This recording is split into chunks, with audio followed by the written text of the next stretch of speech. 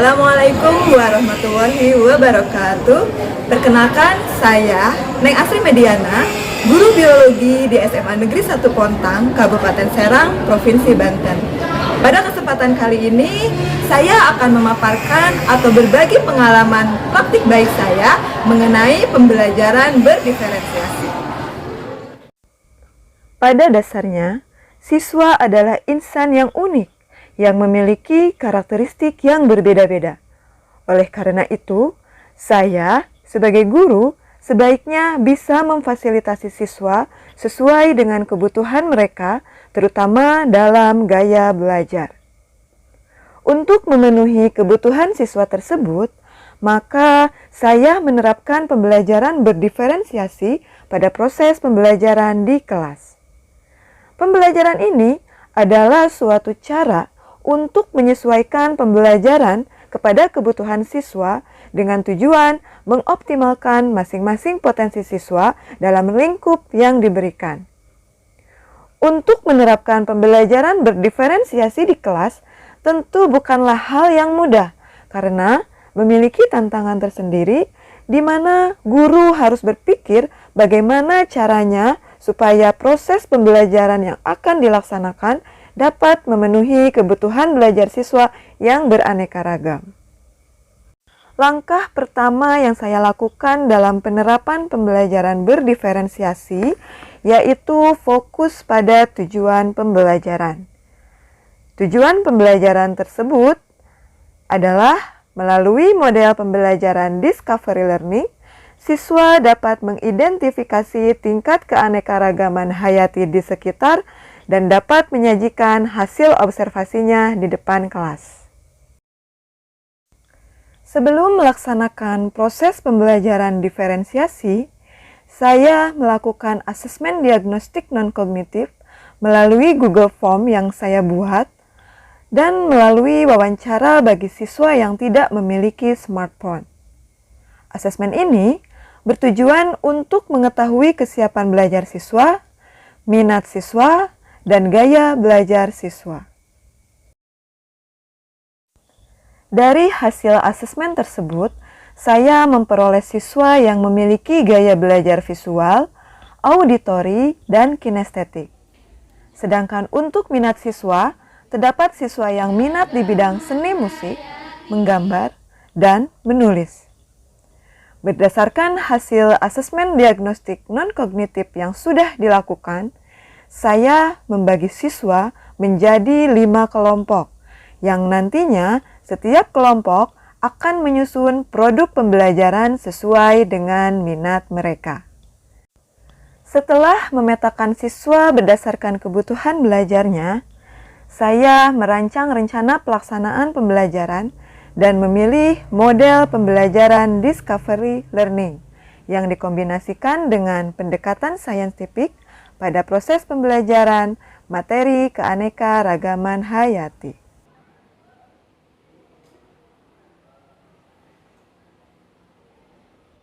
Biologi merupakan ilmu yang berlandaskan eksperimen, artinya bahwa tidak mungkin belajar biologi tanpa praktikum. Praktikum akan membantu siswa memahami konsep-konsep biologi, membuktikan berbagai konsep, dan melakukan penelitian sederhana. Untuk menunjang pembelajaran biologi, saya memfasilitasi siswa dengan modul petunjuk praktikum biologi kelas 10 yang dibuat oleh saya sendiri.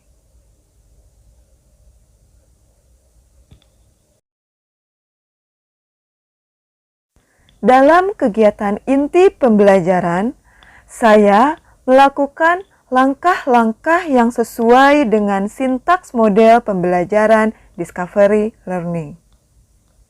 Langkah yang pertama yaitu memberikan rangsangan atau stimulus berupa gambar wajah manusia yang berbeda-beda serta macam-macam hewan. Kemudian, siswa diberikan pertanyaan atau identifikasi masalah mengenai gambar yang ditampilkan.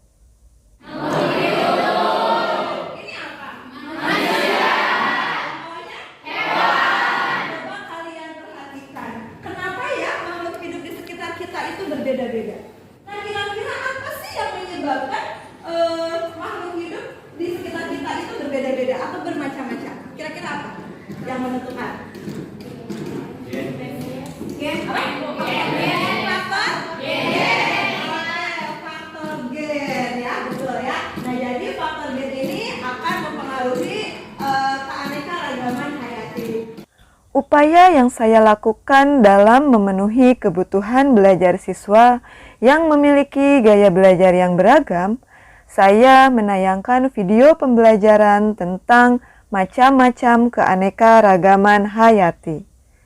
Video pembelajaran ini menampilkan gambar-gambar yang menarik untuk memenuhi kebutuhan siswa yang bergaya belajar visual. Selain gambar, di dalam video juga terdapat suara yang didengarkan oleh siswa yang memiliki gaya belajar auditori. Bagi siswa yang memiliki gaya belajar kinestetik, bisa mengamati bahan-bahan praktikum yang sudah dipersiapkan. Jumlah tekstur, penampilan, dan sifat. Secara garis besar, keanekaragaman hayati ini dibagi menjadi 3 tingkat, yaitu keanekaragaman gen, keanekaragaman spesies. Kemudian, siswa diberi kesempatan untuk mengumpulkan informasi sebanyak-banyaknya sesuai gaya belajar mereka. Ada yang mencari informasi dari buku paket, ada juga yang mencari informasi dari Google, dari YouTube, bahkan ada juga yang mendengarkan penjelasan dari guru.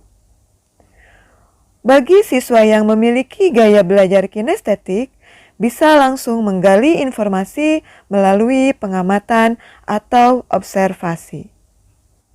Tahap berikutnya yaitu pengolahan data, di mana siswa mengolah semua data atau informasi yang didapatkan yang nantinya akan dibuktikan melalui praktikum sederhana. Sintak yang terakhir adalah menarik kesimpulan. Dalam diferensiasi produk, saya memberi tugas kepada siswa untuk mempresentasikan materi yang telah mereka pelajari dan mereka pahami dengan cara yang berbeda-beda. Kelompok yang memiliki minat menggambar, mereka mempresentasikan materinya melalui gambar. Siswa yang memiliki hobi menulis, mempresentasikan materinya melalui tulisan. Dan siswa yang memiliki minat di bidang musik menyampaikan materinya melalui lagu. Keanekaragaman hayati dibagi menjadi 3 macam. Setelah semua kelompok mempresentasikan hasil diskusinya, saya meminta perwakilan siswa untuk memberikan kesimpulan mengenai materi yang telah dipelajari. Langkah terakhir dalam proses pembelajaran yaitu mengevaluasi pemahaman siswa. Sebelum dilakukan proses penilaian secara individu, saya mengajak siswa untuk bermain tebak gambar terkait materi yang telah dipelajari. Pada proses penilaian kognitif, saya memberikan siswa soal-soal tentang keanekaragaman hayati melalui Google Form. Setelah melaksanakan penilaian kognitif, kemudian saya merefleksi pembelajaran yang telah dilaksanakan dan menyampaikan materi yang akan dipelajari di pertemuan berikutnya. Demikian pemaparan praktik baik saya. Terima kasih. Wassalamualaikum warahmatullahi wabarakatuh. Karena tadi menggunakan media alat seperti ada gambarnya, contohnya, ada buahnya juga, tadi mengamati secara seksama sehingga bisa dipahami dan cukup seru juga. Gurunya asik, pokoknya top deh sama Bakri. Semangat terus buat Bakri.